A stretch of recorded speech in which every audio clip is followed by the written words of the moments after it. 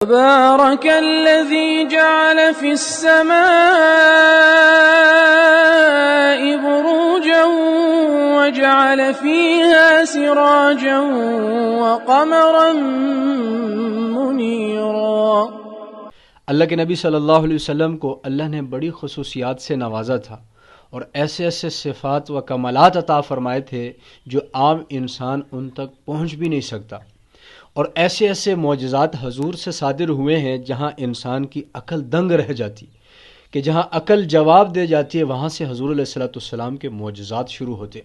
اور اللہ پاک نے حضور علیہ الصلوۃ والسلام کو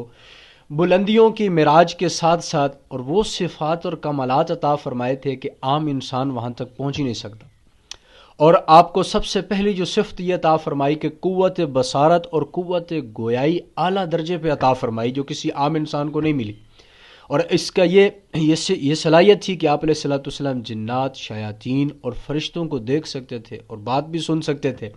جبرائیل علیہ الصلوۃ والسلام کو کتنی دفعہ آپ نے ان کی اصل شکل میں دیکھا، کتنی دفعہ حضور نے ان سے گفتگو فرمائی، کتنی دفعہ حضور علیہ الصلوۃ والسلام نے ان کو قرآن سنایا، پھر ان سے سنا ہے، پھر مختلف جنات کے وفود آئے، آپ نے ان کو دین کے بارے میں آگاہ کیا، رہنمائی کی ہے، پھر عذاب قبر کے بارے میں ہے، پھر حضور علیہ الصلوۃ والسلام نے سب سے بڑی خصوصیت شب معراج والی رات اللہ کا دیدار اپنی آنکھوں سے کر کے آئے ہیں۔ اور دوسری، عام انسانوں سے زیادہ حضور علیہ الصلوۃ والسلام کو قوت سماعت عطا کی گئی تھی، اور بہت سی ایسی باتیں جو عام انسان نہیں سن سکتا حضور علیہ الصلوۃ والسلام سنتے تھے۔ عذاب قبر حضور نے سنا ہے، اس میں عذاب جو ہو رہا تھا، کتنے ایسے جانور ہیں جنہوں نے حضور علیہ الصلوۃ والسلام کے سامنے بات کی ہے، اور کتنے ایسے درخت ہیں جنہوں نے حضور پر سلام بھیجا ہے، کتنے ایسے پتھر ہیں جنہوں نے حضور پر سلام بھیجا ہے۔ تو یہ حضور کی خاصیت تھی۔ حضور نے فرمایا کہ بہت سی ایسی چیزیں ہیں جو میں دیکھتا ہوں تم نہیں دیکھتے ہو، بہت سی ایسی باتیں ہیں جو میں سنتا ہوں مگر تم نہیں سنتے ہو۔ اور تیسری خصوصیت آپ علیہ الصلوۃ والسلام کا جو قلب اطہر تھا، نیند کی حالت میں بھی بیدار رہتا تھا۔ حضور علیہ الصلوۃ والسلام کی آرام فرماتی تھی، یعنی سو جاتے، آنکھیں بند ہو جاتی، لیکن دل جو ہے وہ نہیں سوتا تھا۔ عام امتی جب سوتا ہے وضو سونے سے ٹوٹ جاتا ہے، لیکن حضور کی یہ خاصیت تھی کہ حضور علیہ الصلوۃ والسلام کو سونے سے وضو نہیں ٹوٹتا تھا۔ آپ علیہ الصلوۃ والسلام نے کیا فرمایا میری آنکھ سوتی ہے مگر میرا دل نہیں سوتا۔ پانچویں خصوصیت حضور علیہ الصلوۃ والسلام کی یہ تھی کہ مشک سے زیادہ معطر پسینہ تھا آپ کا۔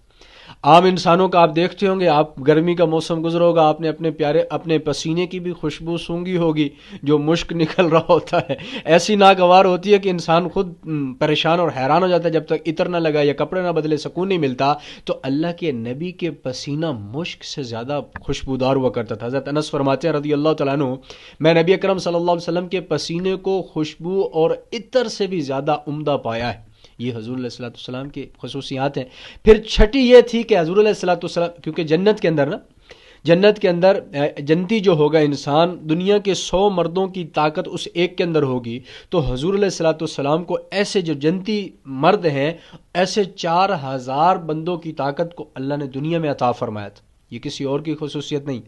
پھر ساتویں چیز جو ہے حضور علیہ الصلوۃ والسلام کا حسن و جمال ہے، حضور کا نورانی وجدانی چہرہ ہے۔ حضور علیہ الصلوۃ والسلام کو سبحان اللہ رضی اللہ تعالیٰ عنہ فرماتی ہے، میرے ہاتھ سے ایک دفعہ حجرے کے اندر سوئی گر گئی، اندر اندھیرا تھا، چراغ نہیں تھا کہ میں جس سے سوئی کو لے لیتی، سوئی کو تلاش کر لیتی۔ آپ علیہ الصلوۃ والسلام حجرے میں داخل ہوئے، آپ کے چہرے سے نور اتنا تھا جس سے میں نے سوئی چمکتی ہوئی دیکھی اور اس کو یوں اٹھا لی۔ یہ حضور کا حسن ہے۔ آپ جیسا حسن نہ پہلے کسی کو عطا ہوا، آپ جیسا حسن نہ آئندہ کسی کو عطا کیا جائے گا، آپ جیسی خصوصیات والا نہ پہلے کوئی پیدا ہوا، آپ جیسی خصوصیات و کمالات والا نہ آپ کے بعد کوئی پیدا ہوگا۔ ایک واقعے کے اوپر میں بات مکمل کرتا ہوں۔ حضرت میمونہ بنت قردم رضی اللہ تعالیٰ عنہ فرماتی ہیں کہ میں نے اپنے باپ سے عرض کی کہ ابا مجھے حضور کا دیدار کرنا ہے، تو انہوں نے مجھ سے وعدہ کیا کہ آپ کو حجۃ الوداع جب حضور حج پہ آئیں گے تو میں آپ کو ساتھ لے کر چلوں گا۔ پہنچے حرم میں،